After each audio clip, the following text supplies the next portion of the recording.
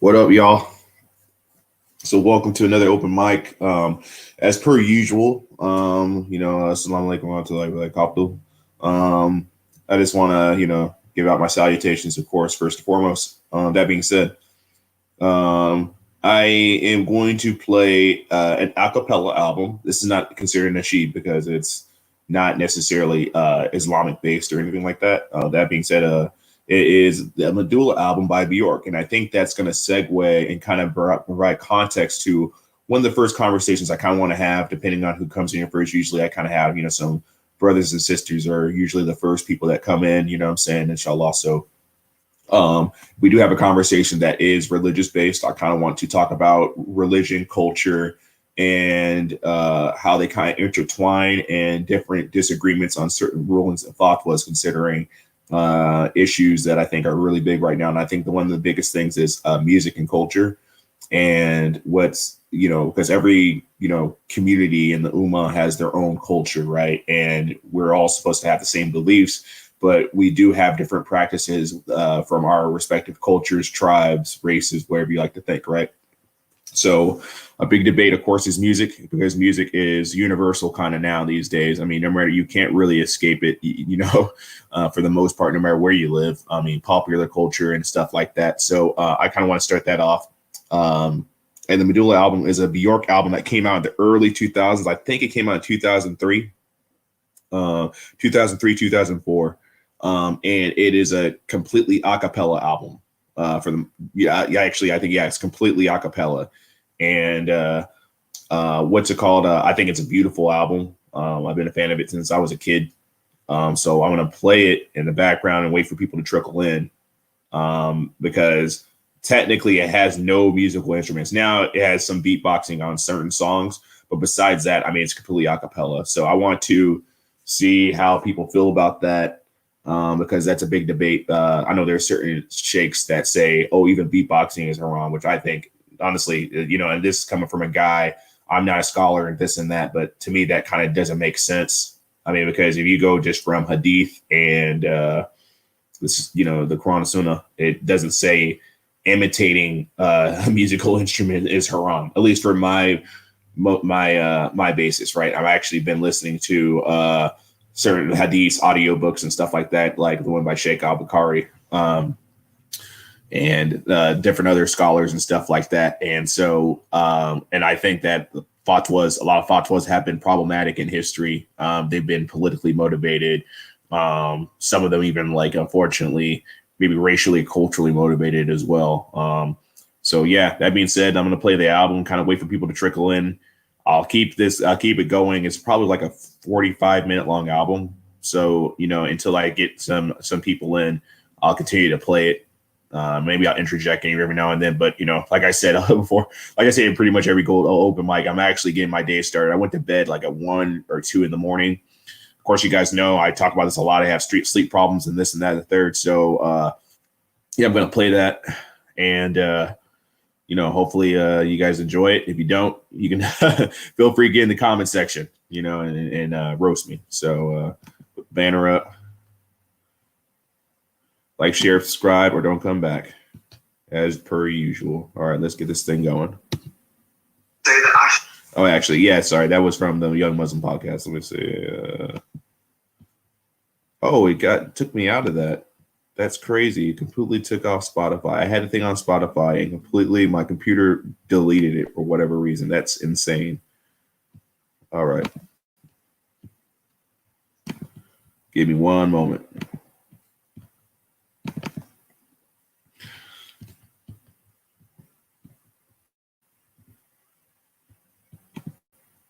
So I hope you guys are having a good day as well. Like, it's actually really beautiful outside. Unfortunately, man, this lockdown, man, this is garbage. So some of the stuff is opening up or whatever like that. But man, dude, I would love to go. I wish there was like a large public gathering outside right now. I mean, dude, I'm vibing. Like, dude, this is gorgeous weather.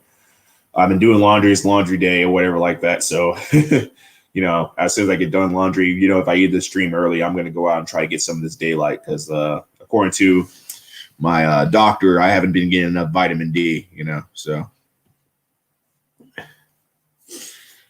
Wow. Yeah. Well, yeah. Thank you, Spotify. Yeah. You totally closed down randomly.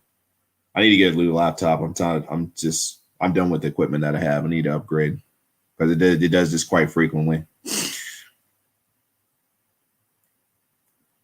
So in the meantime, actually, what I'm going to play in the background, since I don't have that, is shout out to the Young and Muslim podcast. These brothers are some of the greatest, Muslim based, Muslim, podcast or content creators that I know. I can name drop some of them. I'll put them in the chat. I like the Mad Maluks. I like Freshly Grounded. I like, of course, Ali Dawa. I like Muhammad Ijab. There's actually some really great content creators out there, and I wish these guys got as much shine as they deserve because, in my opinion, bro, a lot of these guys, especially, they really target their stuff towards the younger crowd, you know what I mean? And the younger people, I think, are the ones that need the dawah and then need the knowledge the most because they're the ones that really, especially if you live in like a Western culture, man, they're the ones that are really having to compromise their faith. They're the ones that be able to compromise a lot of different things in order to, succeed or fit in and things like that. So they kind of need a little bit more of people that are more around their age group to kind of give some, drop some knowledge on them. You know what I'm saying? So let me see. No. Spotify, come on. See, I got somebody in right now. You know what I'm saying? Shout out to them.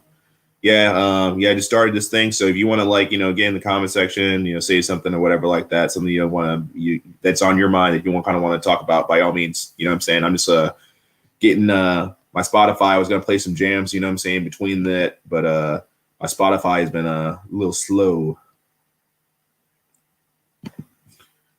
But actually, let me play something from the Young Muslim podcast right now, because obviously the Spotify is doing things. So this is a clip. They have a doctor. Let me see. Let me screen share. Hold up. Give me one moment. Screen share.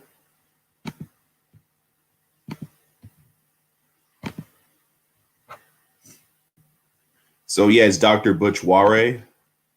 I really like this guy, what he has to say about culture, race, and religion, and how they're intertwined, but how sometimes, unfortunately, people still go to different lengths to kind of segregate themselves from others. So let's just I time-stamped it over to this part because I think he really drops some game on, especially he talks about, African Americans, hip hop, and Muslim rappers and the messages in that, and how that's a little important that gets put in there because unfortunately music is so popular right now. Like the youth, they really don't feel connected to traditional means, and how basically he's saying these are breadcrumbs. These lyrics are breadcrumbs to get people interested in the deen. And I can tell you from my personal experience, actually that worked for me. Besides my personal experiences that I've talked about, I talked about how I grew up and I was like really into 90s hip hop and stuff like that, especially like 90s, late 80s. There's a lot of like Muslim rappers that are talking about, Salam this, pray to Mecca, this, that, and the third. You know what I'm saying? What up, Nicer? How's it going, Shorty? Nice to see you up in here. Yeah, so I'm going to play this clip, you know what I'm saying, in the meantime, because my Spotify is being bogus. So. I shouldn't use the wall-off language to write this kind of poetry. Some of you say that I should use the language of the Holy Quran to write this kind of poetry. And then he said, but I, Musa Khan, say that whether I use the Wolof language, the Arabic language, or any other language, it's all the same. He said, any language that you use to praise the messenger of God will find therein its innermost value. In other words, he was making his language, his culture, do the sacred work of bringing the messenger of God, sallallahu alaihi wasallam, to life in his community. We're not going to do that by sending people to Arabic. We're going to do that by using the best words we can in English to talk about Rasulullah sallallahu alaihi wasallam. It's going to be by using the best words that we can to bring the concepts from the Quran into the vernacular. And I'll just be honest, the hip hop lives, that's what I've been doing. And since I started doing the hip hop lives, I'll just, let folks in. Like, I've been asked to co-write rap songs for Muslim rappers for that reason of finding ways to give poetic expression to spiritual realities in ways that are not so preachy, but that are actually just bringing the language into the English language, finding those beautiful words so that it really hits you in the heart. Because you'll never feel something the same way that you feel when you hear it and understand it in your mother tongue. Oh, 100%. You know, that's a great point you bring up, because Jay Electronica, have you listened to the album, the Jay Electronic album? A little bit, yeah, not much. Shout out to Jay Electronica. Jay Electronica is part of the Nation of Islam, which personally, shout out to those brothers for the good work and the positive things they do. But I consider them, their ideology and their theology kind of be a deviant sect. But yeah, his album, he had a lot of features from Jay-Z or whatever like that to, his detriment, because I personally can't stand Jay-Z. I think Jay-Z is one of the most overrated rappers of all time. I can't stand Jay-Z at all. That being said, I think some of the messages in his album are actually pretty good. So after listening to it, I listened to the Joe Budden podcast, and they would go over the album, and they ripped it apart, right? And one of the things that he mentioned, he was like, he was pulling out, this other language, I can understand this and that. And that was really interesting, because as a Muslim, right, when I heard also on a little long way, you hear that, oh, Saudi. But for the people that don't understand it, it doesn't resonate the same way. It doesn't mean anything to them. And so how, and look, I say this, and I don't want people to take this the wrong way. So some individuals might get upset, but I'm just going to say this anyway, because even though this is not targeted at any specific individuals. You're speaking facts, Nicer. I wholeheartedly agree. But how many rap songs do you think that people can hear that are about your hijab? Like, do you know what I mean? Like, if all we're rapping about is about our identity, then we're only rapping to people who already share that identity. That's right. We are preaching to the choir, which doesn't accomplish anything, and it will never spread the religion. That's the way that I would say it. Subhanallah. There's a verse that I wrote. Inhale the whole storm, impale you with the trees. Goliath falling at my hands, David falling to his knees. John talking to the bees, read scriptures from the leaves. No end to these rhymes, choose the pen and ink for seas. Drinking from the ocean, beads wrapped around my wrist, dreadlocks to my waist, twin mics inside my fist. Laying fake niggas to waste, you too can get a taste of this Bible level flood rain for more than 40 days. Sprinkle me like any 40 water on the graves. Africans that sweated, not dreaded, dead as slaves. Lay you right down with them if you want to misbehave. Lay my mic down, split it like it was the end of days. Earth and heaven's wide open, dead is rising in the days. Pull your soul out through your nose. If you ever speak my name or even fix your mouth to say I want to battle, know your place. On your ass like you was child, boom, tick, now death rap. That guy was spitting bars. That kind of reminded me of what you did, Nicer. You know what I'm saying? Like, that guy got bars, bro. Bars. But yeah, what you said about Jay-Z, man. Yeah, I can't stand his voice. Man, I don't know why Jay-Z got so big, and I think it's because this is going to go into like how I think about the hip hop in the 90s. So of course there was the East Coast West Coast thing, then the South came up and then just destroyed everybody in the long run, right? That being said, freaking the East Coast was really reeling from okay, yeah, do your thing, Nicer. The East Coast basically. Jay-Z was the replacement for Biggie. He kind of was actually a little groomed for that role a little bit by Biggie. As far as I know, I don't think he was featured in any songs. But Jay-Z actually, he was a part of a rap group. He never really popped big, and his style was completely different. Jay-Z's original rap style was he was very fast. He was like one of those fast style rappers, but his flow is really choppy. That's something I don't like about fast rappers. A lot of fast rappers, their style is very fast, and they think that just because they speak fast, they have bars, but they don't have bars. They just freaking rap fast, and their flow is just choppy. And I'm really big into flow. Like if somebody has a good flow, I mean, I'm just in it, right? You don't have to be the most lyrical dude, but like flow matters a lot. And actually, that's why I think one thing the South did, in particular the Gulf Coast. The Gulf Coast was wholly flow-based, right? Not lyrical, but flow-based. And it was the freestyle culture, right? That being said, he kind of filled in the gap. It was basically Jay-Z and Nas were considered the kings of New York, if you will, on the mainstream level. However, there's a lot of guys I think that are a little bit more better. Like for instance, Big L. I mean, Big L, man, he should have been a lot bigger. You know, may rest in peace. You know what I'm saying? You know, and I make dua for that brother's soul, man. You know what I'm saying? But Lifestyles of the Poor and the Dangerous was one of the hardest albums I've ever heard in my life. Like point blank, period. Like it is scary, like how hard that album is. He is just one of that is the epitome of hardcore. Like that was the golden staple, the magnum opus of the East Coast hardcore style. I mean, you know, besides that, you know, you got Onyx. Shout out to Onyx, you know what I'm saying? Onyx was very hardcore, but definitely, you know, Lifestyles of the Poor and the Dangerous. I mean, Big L, that's a masterpiece. I mean, that's one of the best hip hop debuts I think ever.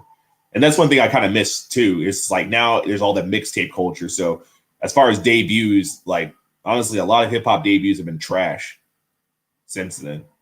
But yeah, let me get back into what this guy's talking about. I'm going to play some of this until, you know, interject until people kind of trickle in. Freestyle Fridays.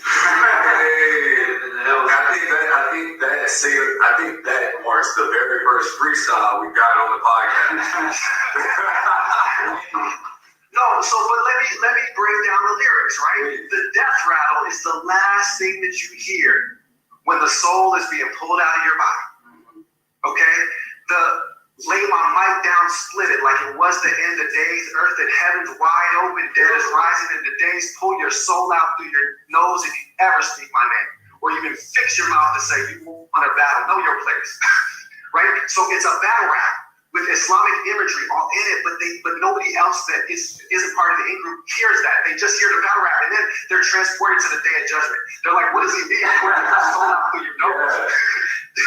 Right?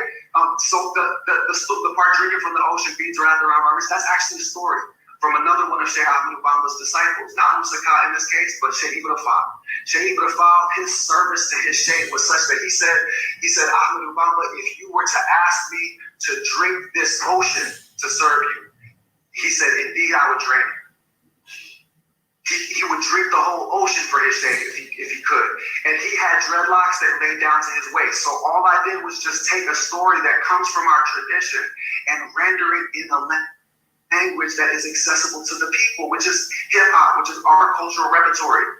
Like that's the kind of stuff that I feel like if we did more of, we would reach more people. And you can't leave it to old heads like me to try to rap. But you know what? We have this issue, like why we want to talk about music. People know I do not bang with the halal rap scene because one percent.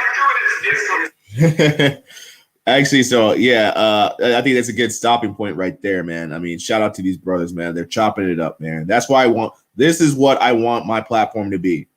These discussions is exactly what I want my platform to be. And a lot of it has to do with social networking, bro. Like I got to put myself out there, you know, meet the right people, you know what I'm saying? And, you know, I'm not on Instagram and Facebook, you know, I just use YouTube and I kind of gone into reasons why that is. That being said, yeah, the way these guys are having these conversations, this is such a productive, beautiful conversation that doesn't happen, bro. Like when I'm at work, conversations like this don't happen. When I hang out with people, conversations like this don't happen.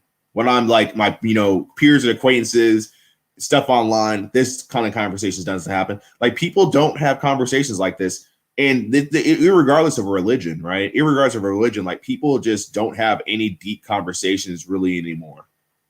It's always superficial stuff. It's like, oh, invest in this, or like, you know, I did this, I did that, or hey, you see what this celebrity said, or what this politician said, or oh, blah blah blah. I played this new video game and stuff. You know what I'm saying? And I granted, you know, that's small talk. It's important to kind of communicate with people about stuff like that. Don't get me wrong.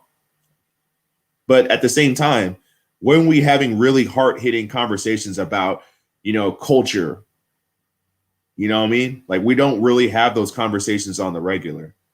But I agree what he's mentioned about the halal rap scene. I think the halal rap scene is, you know, shout out to brother, you know, Muslim Bilal. I think he's actually pretty good. But I think I hate to say it, growing up with the beats and the instruments in the background, and then hearing somebody rap a cappella and then like they do music videos and they rap a cappella. It's kind of weird. Like, I don't know. And I don't mean it can be good or bad depending on what the content is of their song. But it's kind of weird, you know what I'm saying? And it's like, I don't know, man, because if you don't have a good flow and you don't have good lyrics and you're just spitting bars and it's a cappella, like, it's kind of dry. It just sounds like you're just talking. It doesn't sound like you're actually rapping, unfortunately. But yeah, that's that. I kind of agree with what this guy said. Like, besides Muslim Bilal, I haven't met any quote unquote halal rappers. You know what I'm saying? That I actually like. It's so lame. Oh, It's so lame. I mean, it's just bad music. Yeah. And it's all just copy. Like, you're taking someone else's music. There's no originality into it. And so now we have this. Oh, actually, I think this guy, what he's referring to now is, the Dean Squad and J Dean and there's a few other guys. Khalid Sadiq. Khalid Sadiq actually makes original music. But yeah, a lot of the halal stuff. Yeah, it was based upon being reactionary to the hip hop hits of the time, or the last couple of years, and they basically remix it with halal lyrics or Islamic topics and stuff.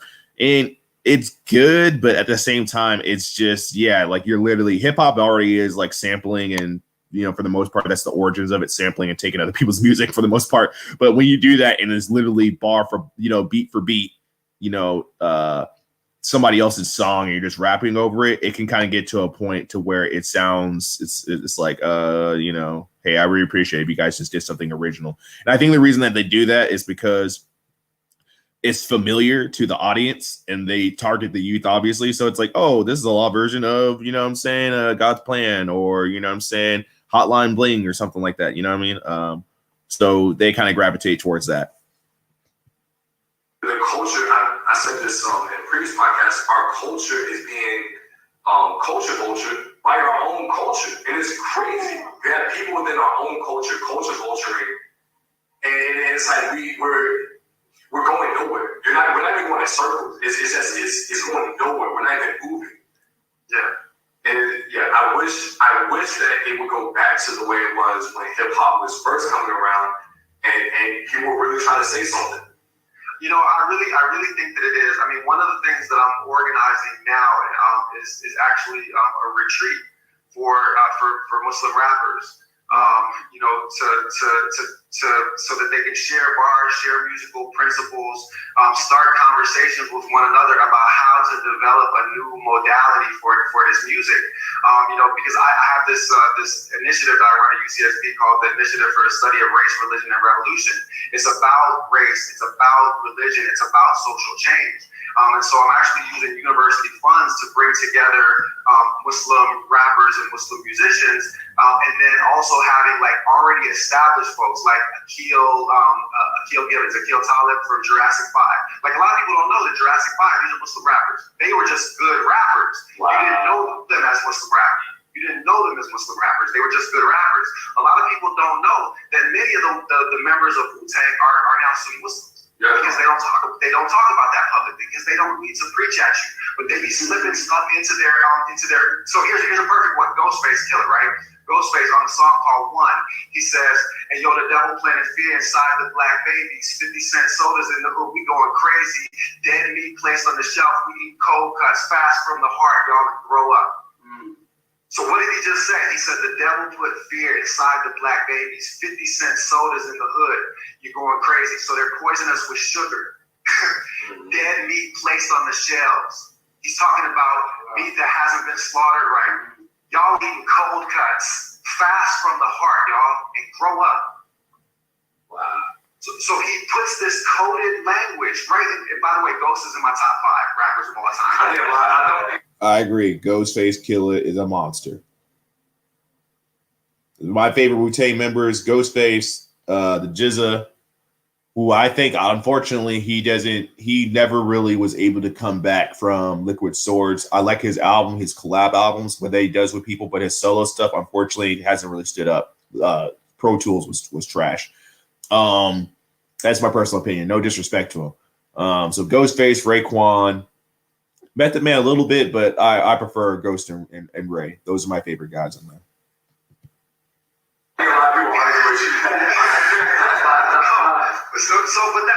That's the kind of stuff that I'm talking about. It's like you bring people, you become a force in the culture through the power of the art itself, rather than through your proclamation of identity, nor about claiming the genealogy of it. Because yes, we need to cite the Sunnah, the chain of transmission, when we talk about hadith, because we already belong to the community.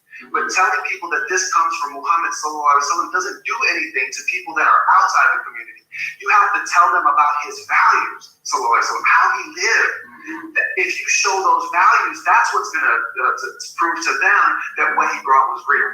Yeah, I mean, it comes back to fundamentals, like you mentioned. I want to go back to the point where you said the Quran came down to Arabic, and coming from my culture and everything, because it came down to Arabic, it meant that was the best language. Everybody should know that language, and those are the best of people, because that's where it originated from, just that area, So that just shows what you said, that us Muslims, going back to young Muslim culture, we have a very big problem meeting people where they're at. Even at the message is like, hey, if you want to learn under me, you gotta have these certain type of criteria.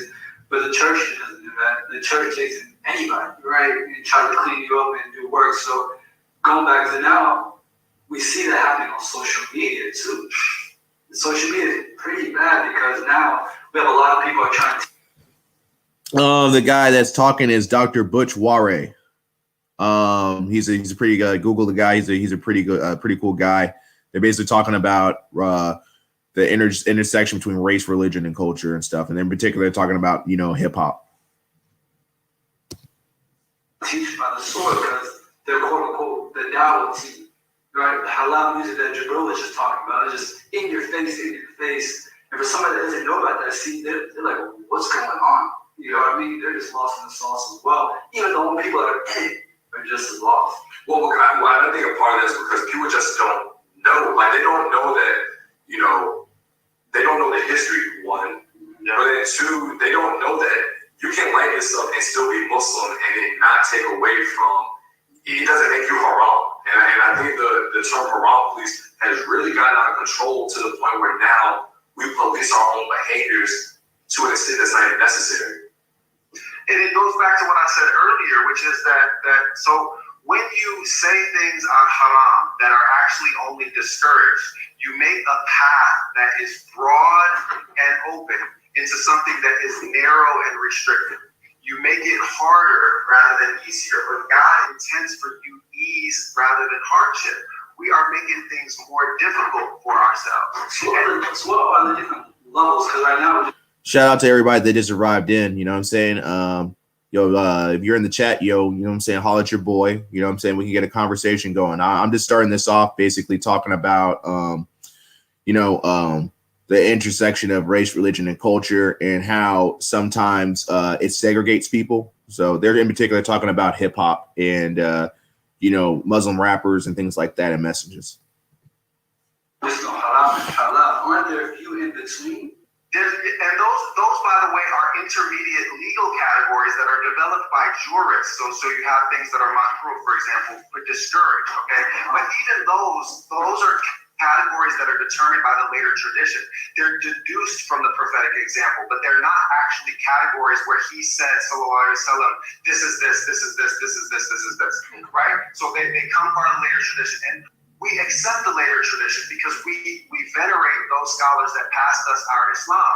But at the same time, we do not attribute to them an infallibility that we don't even attribute to prophets, right? So at the Battle of Badr, sallallahu alaihi wasallam is getting ready to set up camp at this particular spot, okay? And one of the the experienced military men says, did you pick this spot because God revealed it to you, showed it to you, or is this coming from you that you wanted to set up camp here? And he said, so somebody said, no, it wasn't, revelation or inspiration. I just thought this would be good. He said, okay, well, if this is not coming from God, this is a terrible place for us to set up. We need to have the higher ground. We need to cut off their sources of water. We need to do why. And he, sallallahu alaihi wasallam, accepted that. Wow. He accepted that and he changed his position. He, sallallahu alaihi wasallam, took counsel. Okay, so we don't attribute to the intermediary scholars in the tradition infallibility on all points. We venerate them, we respect them. We don't disagree with them for casual or foolish reasons, but we do understand that they are human beings that live in their time and are products of their time. So if that's the case, then those separate categories, which emerge as part of the later tradition, then we study them, we understand them, and we respect them. But think about this, for example. A thing can be discouraged, but when it's not forbidden, there's a reason it's not forbidden. So at that same battle of Badr that I just mentioned, okay, one of the, I believe it's one of the Ansar, I can't say for sure. Someone will look it up and call into the podcast and say, Dr. Bilal was talking out the side of his neck. It wasn't one of the Ansar, it was one of the or whatever. So I won't claim that I can remember which it was. But he begins strutting around the battlefield, okay? Pounding his chest, stomping, grunting, barking, strutting, getting ready to fight. Again? I said, it sounds like DMX. Yeah, no, exactly. Like, that's a great image. That's a great image. Hold on, I gotta sit with that one for a second. No, that's it. That's it.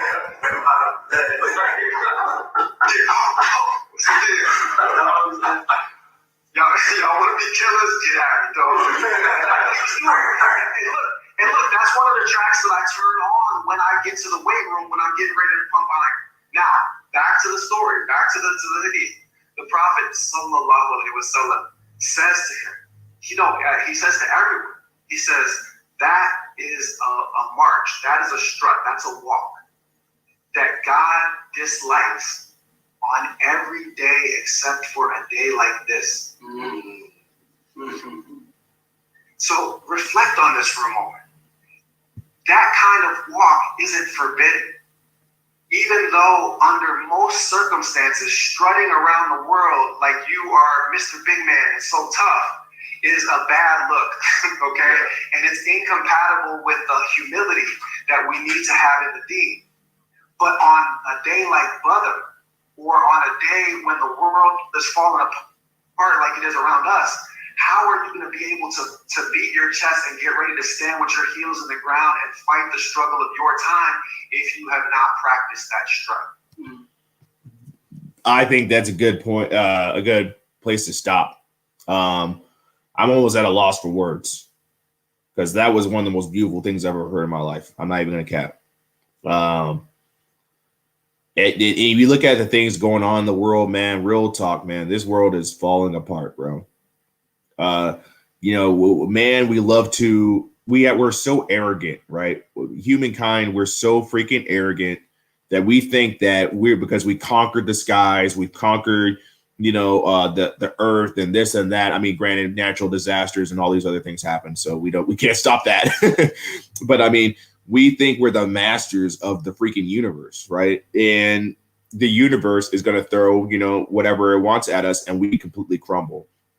And if this virus, granted, it is a deadly virus, it has killed people, but if this virus, right, which, is out there, has just, destroyed economies and all this other kinds of stuff, right, and destroyed social networks and all these kinds of things, infrastructures and all that. If that is a thing, bro, real talk, I really think it's ironic that some people have the gall. Like they have the little gall to say, oh, well, if the world, if the world as we know it ends, we're still going to survive. And it's like, no, I don't think so. Because even you live in a society, and especially if you live in this country, you live in a society that is completely built off of wealth, the accumulation of wealth, and a convenience. And once that's gone, bro, like especially I know some of these people, man, they sit here and they cap. These people don't know how to cook. Some of these people don't know how to cook for themselves. Some of these people they never hunted in their entire lives. They never even killed an animal to eat it. They never farmed. You know what I'm saying? They never done any of that. And they think that overnight, just because they read something or they watch a couple YouTube videos, that they're going to be able to do it. Like how people have been doing it for, thousands upon thousands of years. They're kidding themselves. I mean, some of these people aren't even in the best health. They live where there's hospitals and all this kind of stuff. If hospitals get shut down, you're over here capping, acting like you're going to be able to survive when you're you have all these ailments and stuff like that, or you're not fit, or and this, that, and the third, or you know what I mean? Like, you really think that you're going to be able to survive an apocalypse where like complete system just shatters. You're not going to make it. I'm not going to be boastful either. I'm not going to act like I'm going to be able to make it. I mean, I've killed an animal and ate it, you know, but I've never hunted or anything like that. This was an animal that was raised in a farm. So, I mean, that being said, bro, I mean, we're so arrogant, bro. That's why, especially when I see like, you know, people like Americans, especially us, you know, I like being American just as much as the next guy, but we're really full of crap when we're all talk when it comes down to it. But man, if things just completely dissipate, we would not, the majority of us, I would have to say, would not be able to survive. Period. So I think this could be a good point to, let me see, my Spotify's up because I only got, you know, one person in. Shout out to Nicer. I think it's a good time to play some music. So I was going to play the Medulla album, but until I get some people in, I'm not going to play the Medulla album. I'm going to just play a good mix that I have.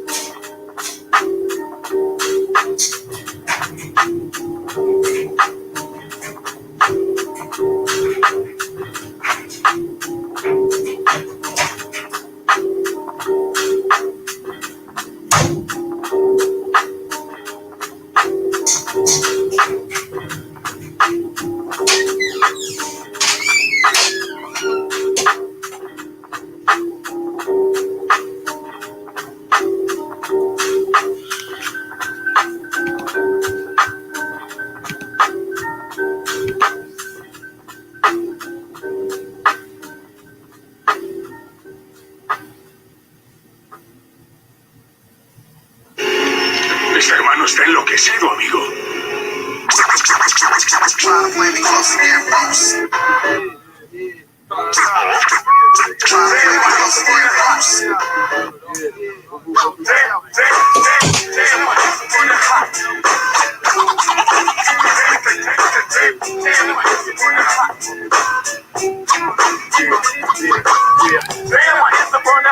I think I got taken the fuck motherfuckers up in my spot.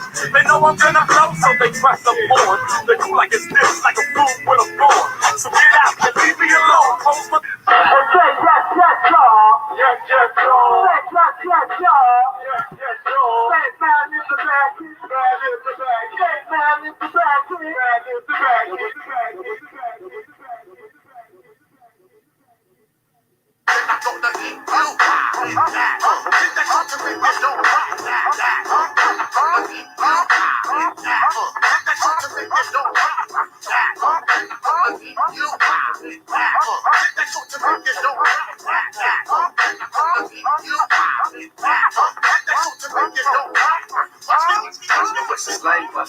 I did the beat conductor. I hit you off with the ill structure. Gotcha.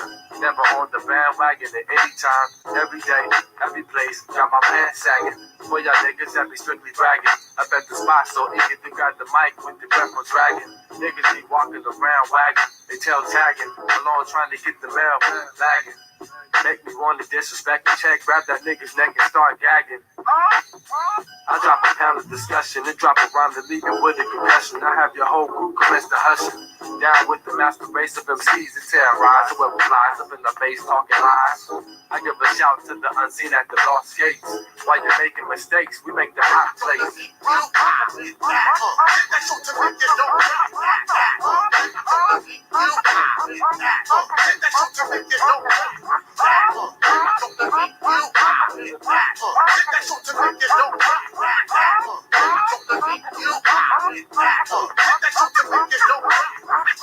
Sounding like we got the raw shit ever known to man. Expand my lung with the chronic smoke to proceed with the plan. My antidote rain moving on you. I got the brain locked down like some jet terrain. You out for fame, talking about my name. I ain't at you like I got you. Flash you with my rapture, watch your mental fracture. You're just an actor, playing the rap game. Total shame, let them really game when your shell frame is all in vain. I hit you with that shit to make it that snap. We're going through my SB1200 memory gas stacks. To be conducted, keep your speakers shaking. I got your amp quaking like your vacation on Haitian, relaxing. I take you on the mental trip, rip the L Luke Digger signing out on the skip.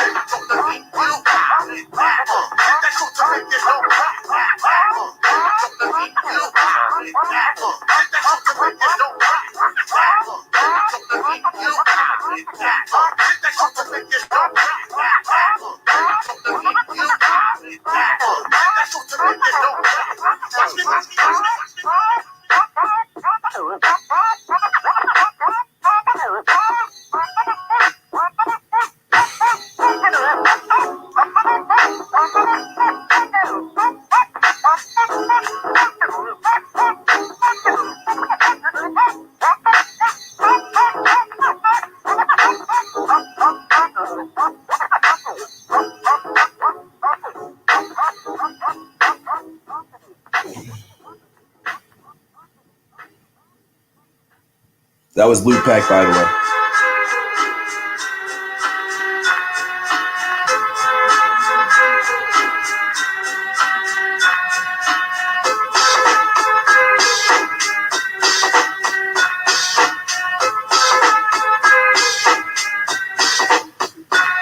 Take this for example, young brothers want rap, cause in the life they're living, you can't have step. It starts with the young ones doing crowds for fun, and if you ain't down, you'll get played out, son.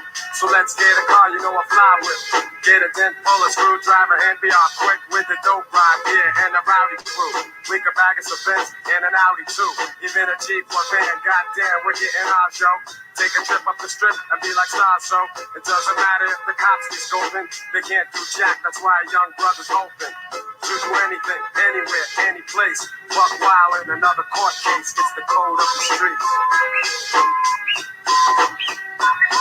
They might say that we're a menace to society, but at the same time I say, why is it me? Am I the target for destruction? What about the system and total corruption? I can't work at no fast food joint, I got some talent, so don't you get my point?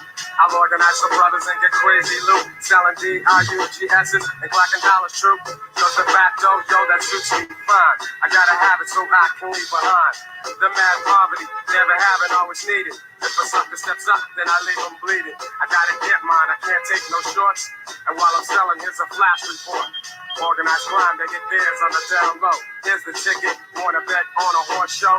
You got to be a pro, do what you know when you're dealing with the code of the streets.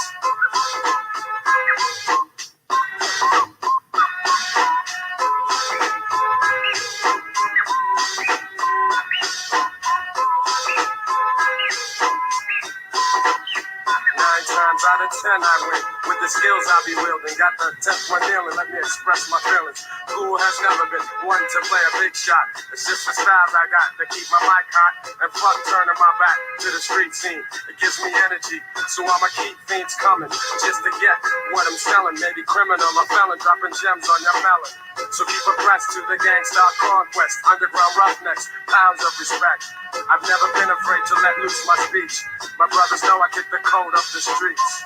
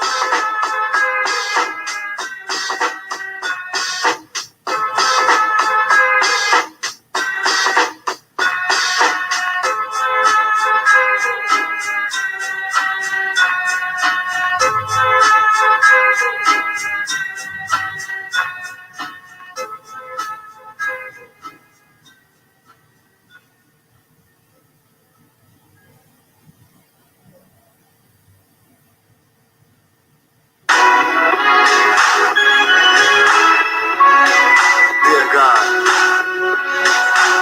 divine spirits, I come to you as a humble servant as I experience your creations.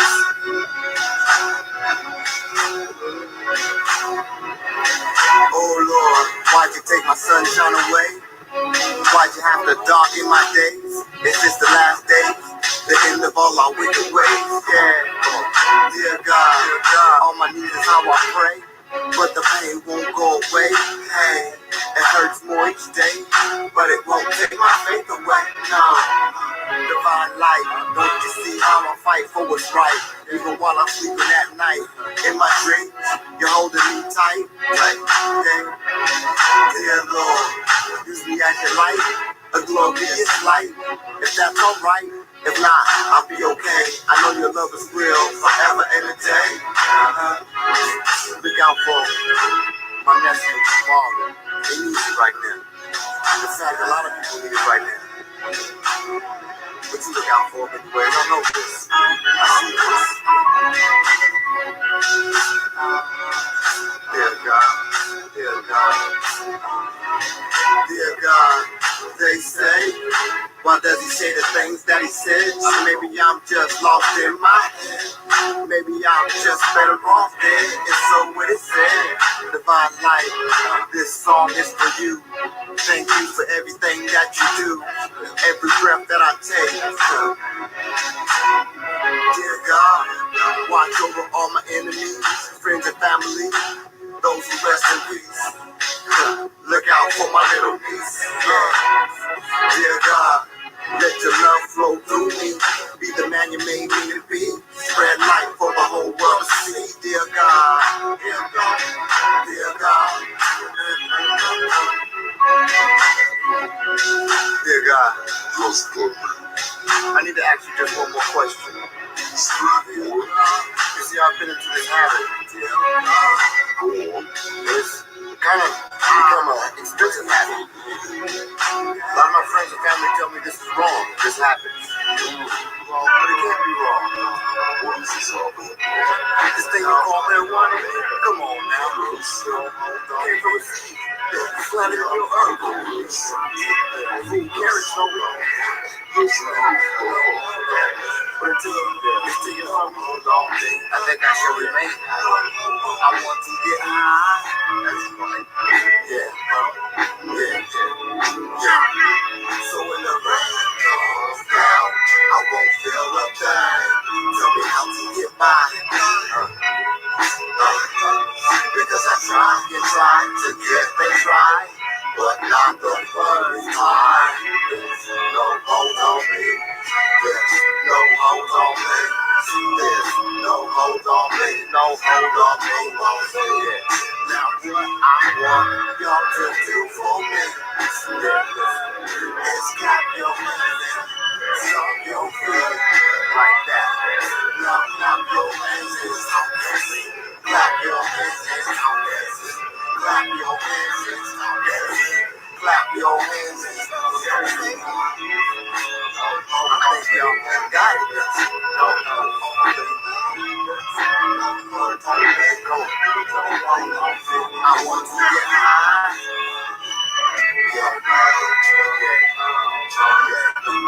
So when the rain comes down, I won't feel a thing. Talking how to get by.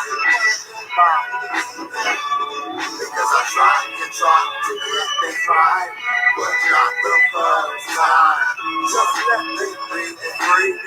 Just got no hold on me, no hold on me. Yeah, no hold on me. Yeah, free like the light, say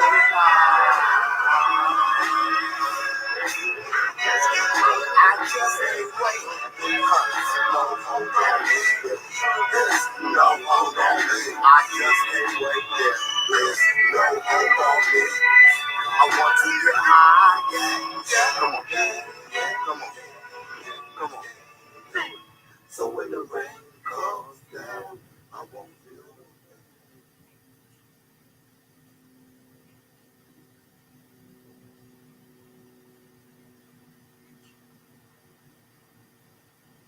Yeah, turn it up some. Turn it up. Yeah, turn it up. Turn it up. Turn it up. Turn it up. Turn it up a little more. Turn it up. Turn it up. Turn it up. Turn it up. I started from a block that was good till it turned good, so I turned good. Never come across my path, understood. Young brother living fast, unstoppable. Knock on wood. Wrong color on my corner, wish you would. Don't deal, blood kills, unreal. Face hits still, place still. Like you was trapped with one way in and no way out. Doing dirty things just to gain clout. It was all about blue and red. Enemies found dead. John Doe, folk show. See it done it and so much more. It just wasn't me. I need to take lead. Never follow me. Never follow me.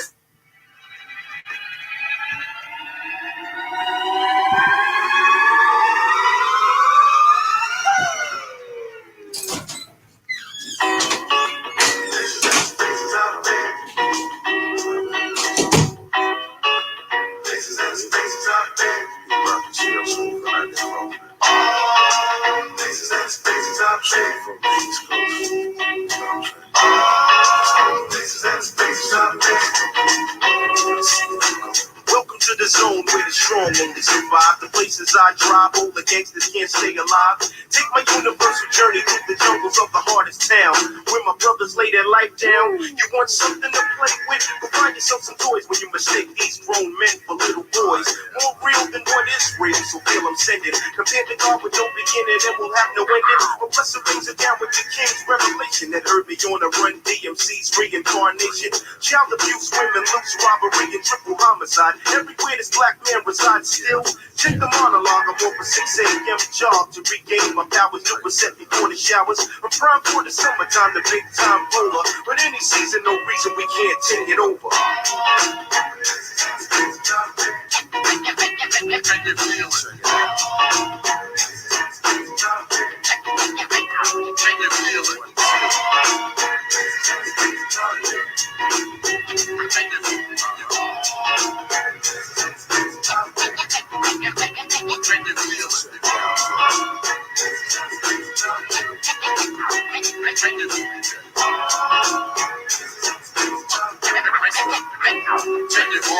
Ready for the legendary crazy fucking rated raw, known to be this crew who sat by the door. Furthermore, for you and I to click, here's the stats. They call that dirty money set to buy stores and laundromats. You love to gamble, now we open up an after hour spot. 20 sacks with the Guinness rolling jackpot. Members only playing pool like Billy Mosconi with a tenderoni chatting out the GS I'm batting. I'm patting bound with the sound of a general, fully supplied by my ghetto 5 residential. We come to rebuild to turn off the heat now, hoping we can take it back to Huguenot Street. Piled around the screen TV, watching the fight tonight. Cause if it ain't rough, it ain't right. Intense in all of my circumference, I connect now, demanding all types of respect. Can you dig it?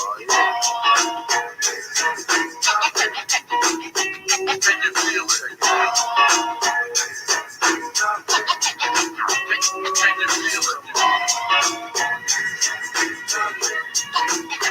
Can you feel it?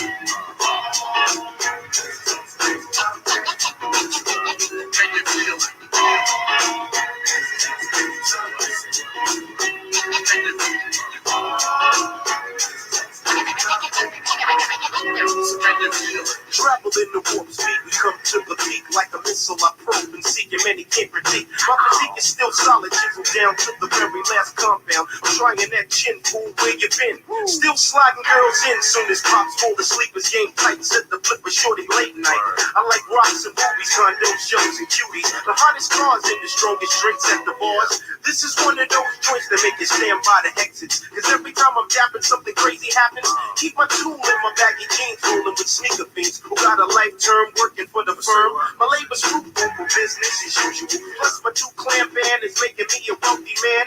Now from where I stand, believe it's not a game. Deep rockin' CO Smooth's a household name.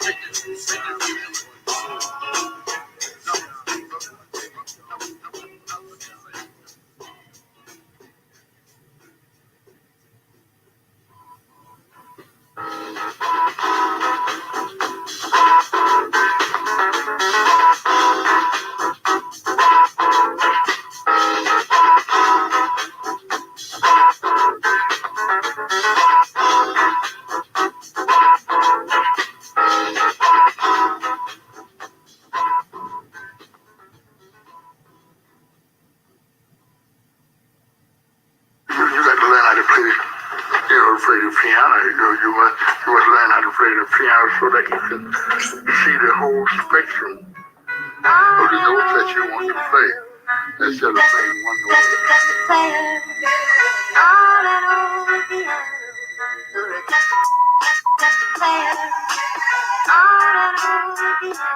Players in hush, lush, no. And God forbid if you front on them or try to diss them. Now what you gonna do, nigga?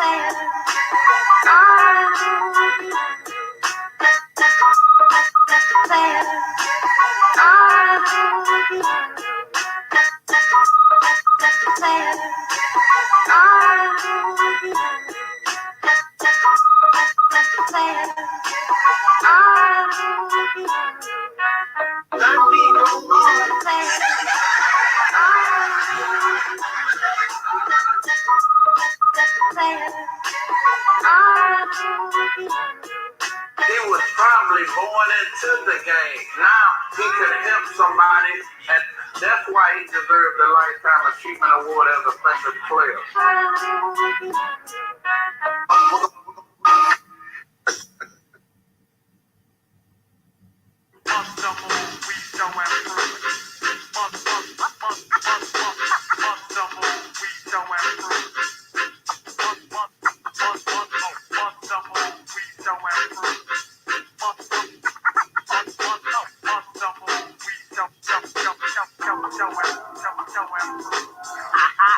Hey, laugh now, think up. My man's right behind you. Ain't pull the trigger, I don't play. I'm from the hill, where shit is real. And I be on your ass like bugs during the windshield. So bring your friends, but you can think twice. Cause I got more rhymes than a 5-pound bag of rice. I'm hitting hard, oh word, I'm gon' rock it. Once the shit drop, that's dope to the pocket. I cut hair and you still can't get no far. You couldn't do with school if we was playing cards. But if I got feast and it's time for cold bread. My gun is like a hoe, it be taking mad niggas to bed. So hurry up and skedaddle. Even if you join the army, you still couldn't battle. So where you from? England? You somebody great? You burning smoke? I don't think so, mate. I got the style that gets you open like a bag of smoke. I had your friends go, oh man, that shit is dope. Leave me alone when I'm rocking on the microphone and play like E.T. and boom your black ass home. Yo, sauce, sit down with the crew. Oh, get on the mic, I want your show and prove. Hey, here I come with a slick rap, tic-tac-toe. When I flip track, so give me my dick back. I flow to it and through it. If you ever need to wonder how you got dope like Source Money, you didn't do it. I write my own with bigger hope, trigger scope, rope what I figure, no damn, you dig a nigga dope. Rhymes too drastic, bastard, pull hookers like elastic, NBA style, fantastic. No time to bite what I just might. Tonight I rap left-handed, cause I like to grab my dick with my right. Who could ever say that I don't get played? Win, lose, or draw, I'm booking hordes anyway. As I get ready, I'm steady. If I go crazy, I take Eddie. If I was Fred, I think I have the phone ready. Sucking and lucking, hey, niggas, I'm ducking, hey. Not a no, never, meaning ain't no motherfucking way. Rappers get gas, come on and get fast. Try to get past when I blast, and you can hand over your ass. One line, and that's fair. Rappers get so damn pussy, they gotta go for a patch smear. So Shaheed, if you're down with the groove, get on the mic, it's time to show and prove. Yo, I spark the mic like weed that's in a cipher, and I get girls open like a reggae song by Tiger. So check me out as I flip this here track here and make mad noise like a Metallica racket. I'm psycho, I'm feeling to the styles I be killing when I'm frosted, and all competition gets dusted. Cause I rock the world from USA to Asia to Russia. If it shit stinks, I'ma flush ya, then brush ya like a crazy man from Cali, son. My jeans be back like a Farrakhan rally. What? You know my style. I put the F in every foul. The rugged child lock shit down like Racket Sal. And got my girls in the trailer lower shopper. One super the cat. I'm the Purani Tangara. So Big Daddy, if you're down with the groove, my man, get on the mic, I want to show and prove. Now tell me who is the man? Oh, with the hot moving lyrics no rapper can never stand. It's stepping to me, thinking I can be judged. Not even Michael Jordan to gamble that much. No, I get down on it and give it the rappers that even act like they want it. I come for your title, kid, run it. Or else get hit with the ultimate, too legit skit. Oh yeah, that's that shit. Drop lyrics on you, strong as ammonia. That is the throne you, stone you, joan you. I tried to warn you, you was wax as I known you. Fake as a cupid zirconia, what I just shown you. Real lyrics don't own you. Look aside, my rap book at every text, my man, and see that I got more essays than the Mexican. From Messiah to Fear, great, reading rappers in a weird state, scared straight for their prepared fate. Strong as an elephant, intelligent, compelling, and elegant. So well in it with every single element. And competition gets run. If I was wearing pantyhose, you still couldn't give me no run. I see the way you're trying to get to me, but with that speech ahead of me, man, you gotta come better, G. You're hitting all the wrong switches to begin again. Bubble mouth rappers couldn't last a minute with the non-resistible, non-compatible. No, that's not the best. I'm just saying I'm fucking incredible. And let's just make one more thing understood. That if I fought on a record, trust me, nigga, it'll sound good. So Jay-Z, if you're down with the groove, my mellow, get on the mic, it's time to show a prove. One, checking it, two, checking it, three, check out the J, check out the A, check out the Y, check out the Z. Hey, G, I'm breaking MCs up like EPMD. And these nuts, if your rappers trying to see me, I'm up wild with style, sit out. I'm ripping and running 100 miles, I'm running down, baby gal. The greatest nigga to touch it, you niggas get fucked with. The incredible skill to the deal from Brooklyn. Big up, kid, and ain't no eating me up, you fast fucking with jigger. I'm like Prince Jeans, I bring the ass out the nigga. When I rock it, it's in the pocket, baby, my bit, don't knock it till you try it. Once you start, you can't stop it. I'm the cocky breed, I'm dope like Poppy C. I live one Rick, this class of between, get off my thing and stop jacking me. When I bust a rhyme, you're digging the sound. I know you're loving the way it's going down, baby, so wait, son, If you're down with the groove, why don't you get on the mic and show and prove?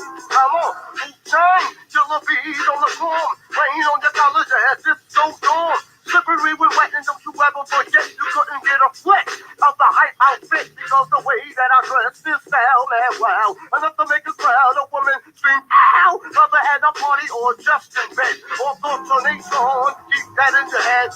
My beats are funky and my rhymes are spunky. Sometimes I'll be like, well, goddamn, what's the rest of it? I don't know. I asked my mama, she don't know. She says, go ask your goddamn father. It's all about me and the place to be. They can think they all that. Yo, that shit is G. Bad game and it's a motherfucking shame. How many enemies want to claim the name of Ace-On? Who carries on like a manager? Yo, sound fly right? Danger.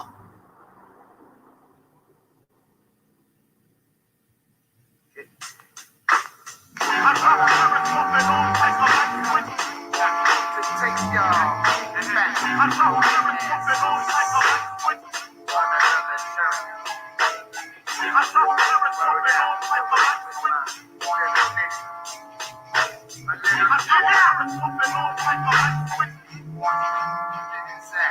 ya, done chalked up another one. When I drop a ton, take your favorite MC and bring the light like the sun get cut. Now they'll not be the one known to rock rhymes with lines beyond yours to make it rhyme time. I'm the master of the ceremony, Molly G. It'll be a long day before you see another me. I be higher than class with the system pumping loud. Tripping, loving life is the illest juvenile with my knuckle red running up in your spot with enough shit for you in the friend. With the Baba D for those who hop and make you one nigga straight only after taking one off of the stuff. Who is tough, but all stress takes away. About the tango ray, murder in my way. Hey, young world, beat my method of madness. Watch it bring sadness because it's that thoroughly. Now who the white wanna see you all? I think you more. Messages on the fucking for all of y'all. Now who the white wanna see you all? I think you more. For all of y'all. For all of y'all. I get mad, reckless, records. What up? Hey, what's good, Zeki? What's happening? Chilling. Yeah, sorry. Like I actually, just got done, you know what I'm saying, coming out the shower. You know what I'm saying? So yeah, that's why I put the playlist on and whatever like that. Yeah, kind of get people vibing, I guess, while I'm gone or whatnot. Because sometimes with these open mics, a lot of people don't trickle in until like an hour or two after I'm already chopping it up. You know what I'm saying? So, in the meantime, I kind of do that. I just started early in the day because at noon, I think that most people aren't, also streaming. Like a lot of other people, like shout out to Mace and Kuda and all those people, they're streaming later on in the day. So I feel like it's more appropriate to kind of like do an open mic, around this time. Yeah, that's what's up. That makes sense. I just finished eating lunch myself, and I got some really great news. My sister, her oldest daughter, just had her baby today, so she became a grandma. So I'm about to go talk with them a bit, but I had to pull through. You my boy, Zaki. Oh, thanks, Sam. Congratulations to your family, by the way. You know what I'm saying? I hope the baby's healthy and that everything works out. Yeah, I sent them because they live up north, up in northern Minnesota, so they're quite a few hours from me. But I left a Facebook message earlier, so I'm just waiting to hear back from them because I can't wait to see some pictures. I want to see what this little baby looks like. That's what's up. That's beautiful. Yeah, like it's beautiful to see, life coming into this world for sure, and how families get excited, to add another member to it. Like, my sister, she had her last kid like last year, so she has 3 kids total now, so I think she's done right now. She said she's pretty much done having kids or whatever like that, but I feel great being an uncle. Yeah, my sister, she got 4. She had 3 girls, and her fourth was a boy. So she was like, "Well, that's it for me." But I think her 2 youngest are just a year apart. I think they're the 6th and 7th grade right now, and the other niece, she's a senior in high school this year, I believe. That's what's up. So for me, it was similar, but the opposite. So my mom, as far as my mom and my dad, of my siblings, my mom had a boy, then another boy, who was me, and then another boy, and then she had a girl, and then she was like, "I'm done." Yep. So, not having kids and myself, having nieces and nephews, that's good enough for me. I can, well, when they was younger, when my sister did live in the cities here, I would take them, spoil them, get them all riled up, and then hand them back to mama like, "Here you go. I'm out. I'll see you next time." That's what's up. Yeah, man. I need to get more closer to my family too. I think definitely when in about next year, I'm like before I start traveling internationally, I'm definitely gonna visit my sister in Hawaii and visit my other nephew in Texas before I dip. You know what I'm saying, to keep close to him. Yeah. So it's my sister and my baby brother. He also lives in northern Minnesota, close to the North Dakota border. So I haven't seen either of them in years. Being we're so far apart, and I don't drive or anything, and they do make it to the cities, but we never seem to be able to link up. The few times that they have been here the last couple years. But I think after this pandemic craziness is over, I might just take a bus ride up there, and hang out with them for a week or so.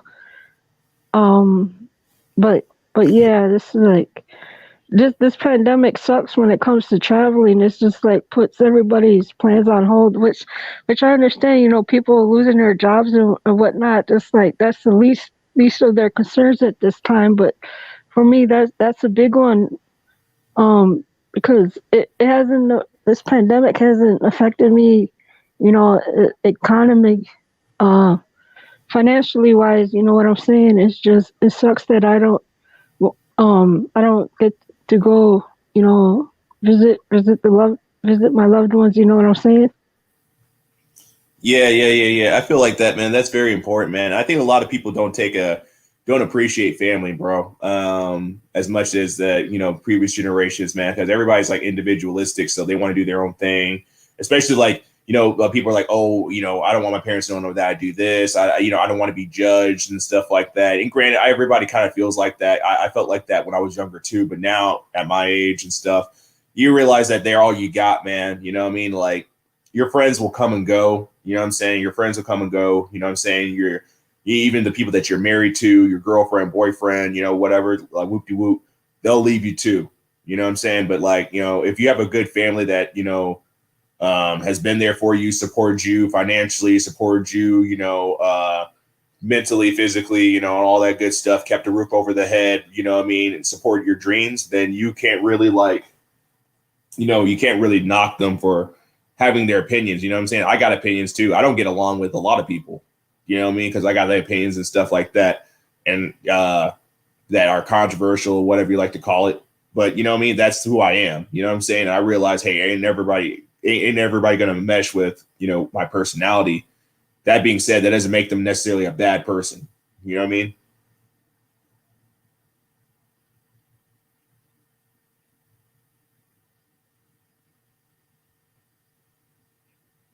Can you hear me?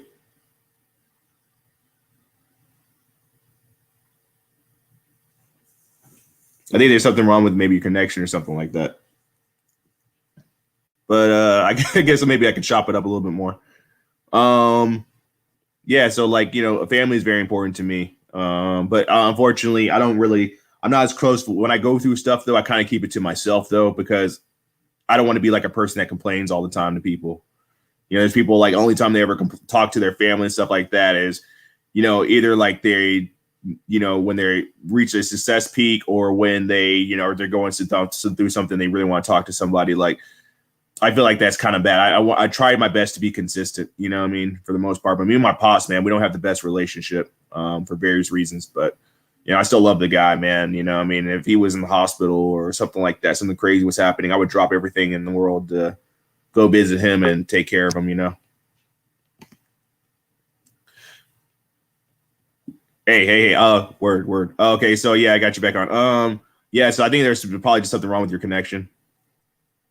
Yeah, I think it's the cold weather here is affecting my connection. This isn't for this happened also on Ace's channel like a couple weeks ago.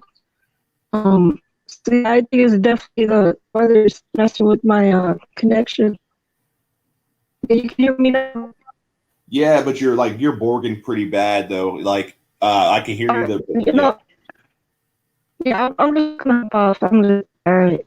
It's not working out. Yeah, no, hey, it's cool. Like I understand, hey, it is what it is, but I appreciate you coming on and whatnot. I'll keep the stream going for a little bit, but if nobody trickles in, I think I'm gonna close it a little early and then maybe start over later on in the day. You know what I mean? That's why I try to send out emails to people that frequent here to be like, yo, you know what I mean? Like, whoop de whoop, I'm gonna start at this time. Here's the invite, so they can kind of like plan it out, or maybe so I can kind of figure out what time works best for everyone. Because the last couple, man, I had quite a few people come in and out. You know what I'm saying? So I think I had like 4 people on the panel at a time. So I want to kind of do the same thing. So that being said, I think I'm gonna go back and play some jams again. I'm gonna wait for some more people to trickle in. Actually, there's probably something I could talk about. Hold up, give me 1 minute.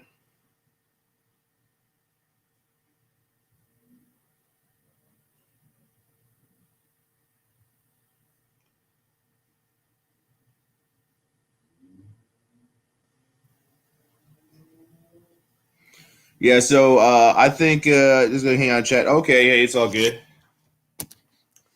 So I guess one thing I could talk about. Let me just go off the dome.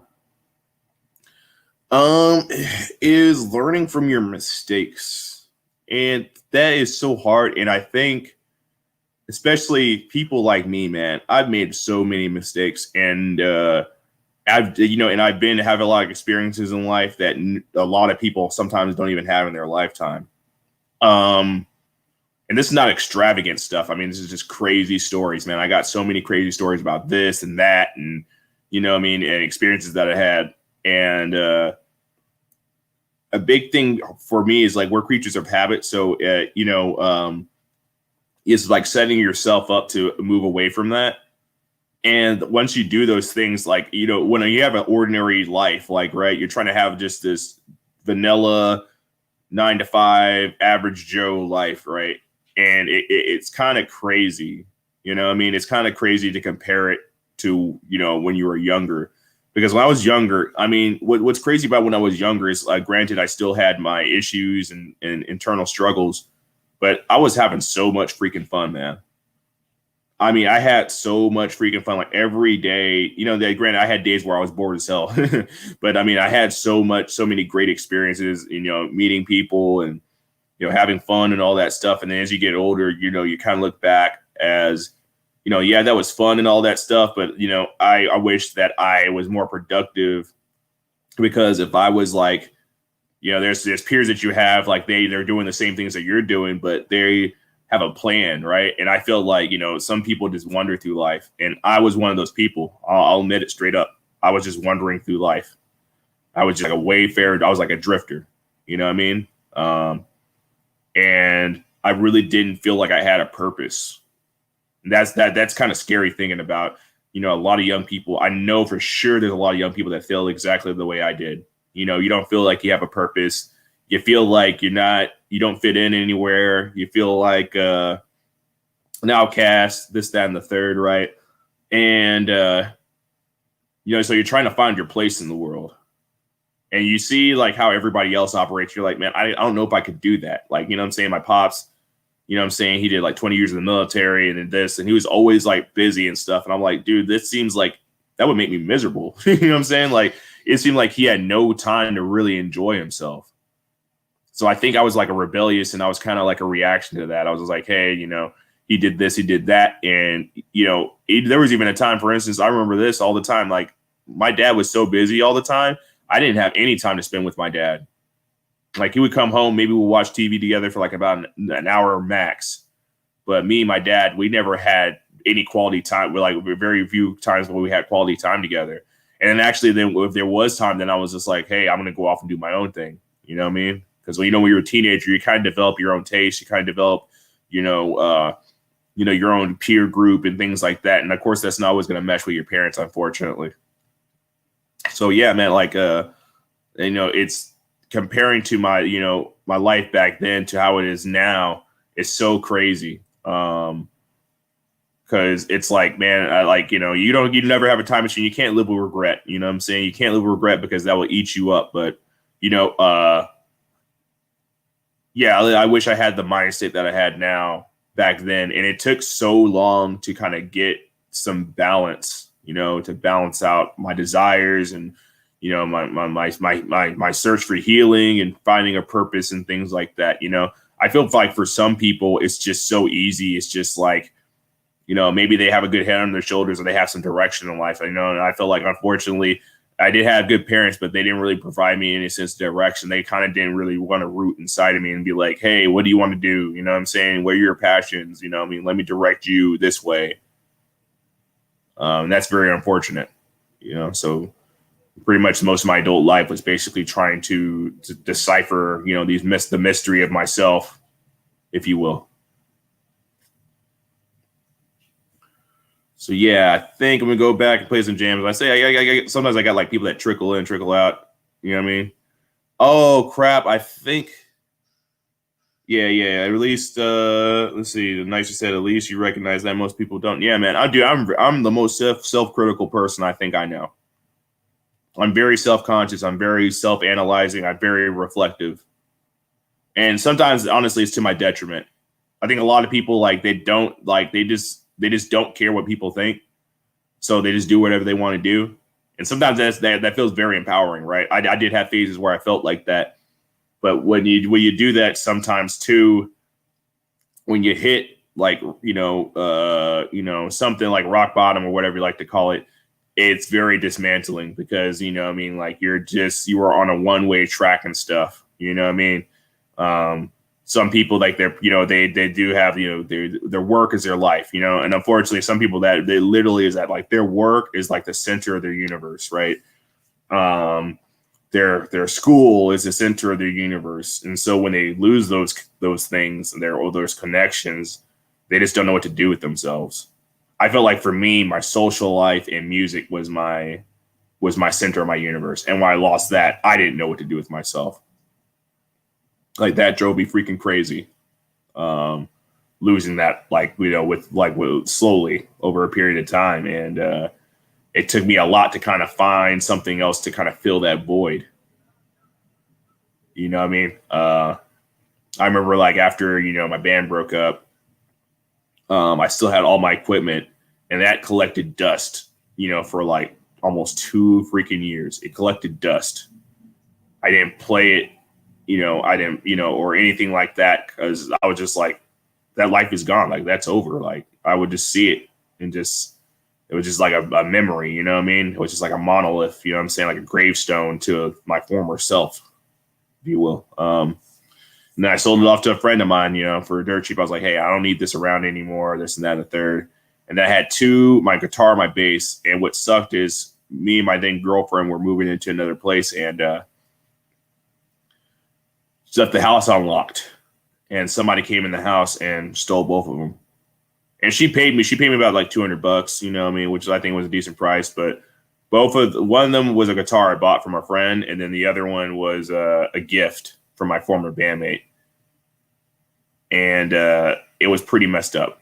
I was pretty distraught over that. Not because I was like, I don't like keeping and possessing things that I don't use. I'm a minimalist by nature, but at the same time, I was really just disgruntled because it was just like that was like the final nail in the coffin. After that, I was like, man, I'm never gonna buy musical instruments again. I'm never gonna do music again. Like I'm done, because I shouldn't feel so much an attachment to an inanimate object. You know what I'm saying? It felt like a death in the family. You know what I mean, or something like that. Like why is a death? Do I get those same emotions that I feel from a death in the family that I do with these possessions? So, I mean, since then, I've been a super hardcore minimalist in that nature. Yeah. So, yeah, man. I guess, I really think about this, what's going to happen when the world opens up back again, at least this country does. And I think people are going to lose their freaking minds.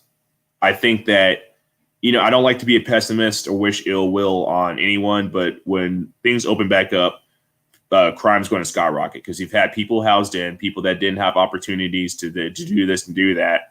And a lot of those people have been suffering economically. So when things open back up again, of course, there's going to be, people are going to be targeted. There's going to be, I think there's going to be a lot of crime in general. And there's already a lot of crime happening right now. They just don't talk about it. In particular, this is a story I really want to think about. It was in Indianapolis, man. And, man, dude, this is just terrible. Terrible, terrible, terrible. There was a freaking son who killed essentially his whole family. but minus one of his brothers who called the police. I think he survived, but this guy killed his whole freaking family. And things like this happen every other day. This happens a lot more than people get recognized. And then the mainstream news is not going to cover it. They're going to cover all the political mumbo jumbo and all this stuff. And man, it's a sign of a sick society. How can society be so sick and so disgusting that people would do something like that? And there was another one where it was like this dad. He recently got caught by the FBI. He was an Egyptian guy, and basically this was like honor killing. This Egyptian guy, he killed both of his daughters, and the son helped him get away and flee the authorities for like the last couple of years. And that makes me sick to my stomach. As a parent, you would kill your children for something minuscule, and basically kill his children because they were dating guys that he didn't like. And just we got kids killing their parents. We got parents killing their kids. I mean, this is disgusting. In this so-called modern society, we have atrocities like this happening. And then one of these days on the stream, I'm going to do, I've done it on the crime statistics one where it was like basically which is more violent, and nobody wants to have that conversation of why stuff is like that happening. They come up with a myriad of excuses, right? Well, there's actually mental health. Granted, yes, mental health is a huge problem. I'm somebody going through mental health issues right now, so I'm not even going to cap on that. It's related to poverty. No, not always. There's plenty of people that have wealth and assets and money that commit crimes, that commit murder and all this other stuff. So that's not it. So I think that the freaking essence of it is that human beings, our society, the way we treat each other, we lack empathy. We lack any sense of morality that is actual real morality. Our morality is based upon right and wrong, but not good and evil. There's a difference between the two. There's a difference between good and evil and right and wrong. And also selfishness. We're becoming more selfish. We're incredibly selfish.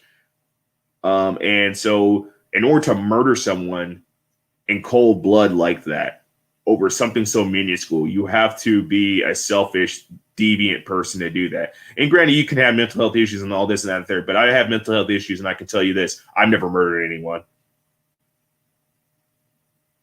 You know what I mean? I've had mental health issues probably my entire adult life, maybe even in somewhat in my childhood, but I never murdered anyone. I literally don't even own a firearm right now because I'm like, hey, if I feel like I'm going through something like that, the least I need to be around is a firearm. I take that as personal accountability because I know the state of my mind. And I know that if I pushed in the wrong way, I could do something stupid that I regret for the rest of my life. And then let alone, end somebody else's life. I think that's so terrible. Like, I wouldn't be able to live with myself knowing that I killed someone in cold blood. I would never be able to come back from that. Okay, so Nicer says, let me put it up on the screen.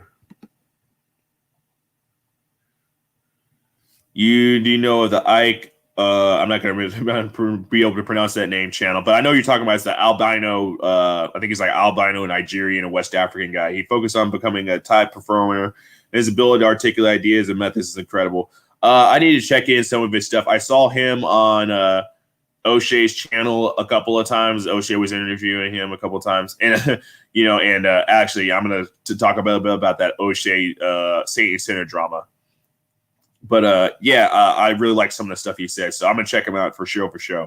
Especially Albino Brothers. Albino Brothers really don't get a lot of representation out here, so I like to see what his take on life is. But that being said, I'm gonna trickle into the O'Shea and Satan Center thing because I recently started following Satan Center. What's it called? I think I started following him actually right before I went to the hospital. And actually, while I was at the hospital, I watched some of his videos, and actually, he's a legit guy. I think his material is more about bettering yourself, and it's more about he does talk about controversial issues too, and the way he approaches is a lot better than a lot of other content creators because he's very self-analyzing and things of that nature, and he's very intelligent. Of course, he's top physical fitness on top of that. So he's very multifaceted guy. He's got the financial stuff down. He's got the mental stuff down. He's got the spiritual stuff down. He's got the social skills thing down. You know what I'm saying? And then he's married, but he drops a lot of game on, how to find somebody that's worth anything, this, that, and the third, right? And he's a scholar. He's a scholar guy. He drops a lot of knowledge on books to read and things like that to motivate you. And O'Shea was one of the first guys I got into in the quote unquote manosphere. However, as the years have gone by, I've disliked him more and more for various reasons. And I don't hate the dude, but here's the one thing that I don't like about him. He seems to, and this is coming from a guy that has burned bridges too. He seems to go out of his way to, he'll have people on his platform or try to connect with people, and then he just, ends it abruptly. He's done it to so many people, and I just don't know why. You know what I mean? And then he talks about haters. It's just like, bro, like, why are you going out of your way to completely just end a relationship with somebody that I think contributed a lot to your success? Second thing is basically he loves talking about other people's dirt, and then when dirt gets thrown on him, he gets mad at other people. Like you get what you receive, right? Or you receive what you put out into the world. He made if you follow any of his recent videos, he always talks about celebrity junk, celebrity drama, people's personal issues and stuff. And then when people gets thrown to him, like how it happened recently, he doesn't really know how to respond to that. And the thing is, like, yes, you're making moves and you're doing this and you're doing that, but at the same time, bro, it's like,